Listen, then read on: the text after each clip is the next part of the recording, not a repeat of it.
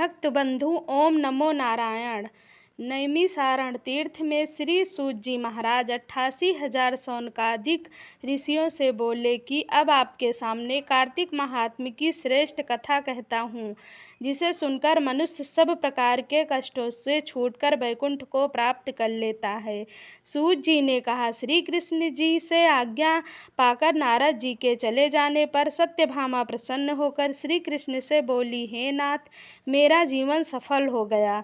मेरे माता पिता भी धन्य हैं, जो आपको 16,000 रानियों में से मैं सबसे अधिक प्यारी हूँ।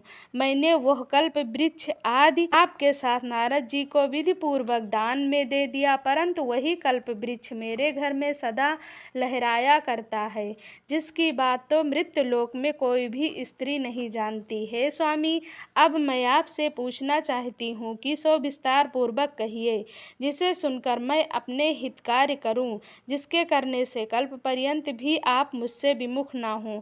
सूत जी कहते हैं, सत्यभामा के ऐसे वचनों को सुनकर श्री कृष्ण जी हंसते हुए सत्यभामा की बाँह पकड़कर कल्प वृक्ष के नीचे गए और बोले कि हे प्रिय, 16,000 स्त्रियों में से मुझे तुम प्राणों से के समान प्यारी हो। तुम्हारे लिए देवताओं और देवराज इंद्र से भी मैंने विरोध किया। उस महाअद्भुत वार्ता को सुनो। सूत जी बोले, एक दिन भगवान श्री कृष्ण ने सत्यभामा के साथ गरुड़ पर सवार होकर इंद्रलोक में जाकर कल्प वृक्ष मांगा। तब इंद्र के न देने पर गरुड़ का इंद्र से घोर युद्ध हुआ। हे प्रिय, जब मैं तुम्हें हर चीज़ दे सकता हूँ, हर कार्य पूरा कर सकता हूँ, तो क्या मैं तुम्हारे आश्चर्यजनक प्रश्न का उत्तर नहीं दे सकता हूँ?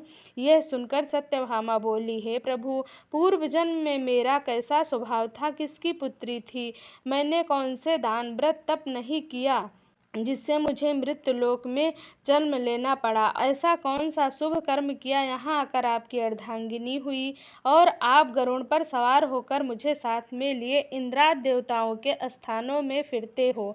तब भगवान बोले, हे कांते, तुम पूर्व जन्म में किसकी पुत्री थी, कौन से पुण्य और व्रत आदि शुभ कार्य तुमने किए, वो सब कहता हूँ। पूर्व समय में सतयुग के अंत में मायापुरी में अत्रिगोत्र में वेदों और यज्ञों को जानने वाला देव शर्मा नाम का ब्राह्मण रहता था। वह रोज अतिथियों की सेवा, हवन और सूर्य भगवान की पूजा किया करता था, इसीलिए सूर्य की तरह तेजस्वी था। उस ब्राह्मण के बुढ़ापे में एक गुणवती नाम की कन्या हुई, जिसका विवाह उस पुत्रहीन ब्राह्मण ने अपने चंद्र नाम के शिष्य के साथ कर दिया और वे दोनों पिता पुत्र की तरह रहने लगे। एक समय वे दोनों कुशा और समिधा लेने के लिए वन में हिमालय की तलहटी में पहुँचे, तो उन्होंने एक राक्षस को अपनी तरफ आते देखा, जिसके भय से उनके शरीर शिथिल हो गए और उनमें भागने की शक्ति भी नहीं रही। तब राक्षस ने दोनों को मार डाला। उनके धर्मात्मा होने के कारण मेरे पार्षद उनको वैकुंठ ले गए। क्योंकि उन्होंने आजीवन सूर्य की आराधना की थी, इसीलिए मैं दोनों पर अति प्रसन्न हुआ। जब वे दोनों विमान पर चढ़े हुए सूर्य के समान तेजस्वी रूपवान चंदन और माला धारण किए हुए वैकुंठ में आए, तब मेरे पास दिव्य भोगों के भोग भोगने लगे।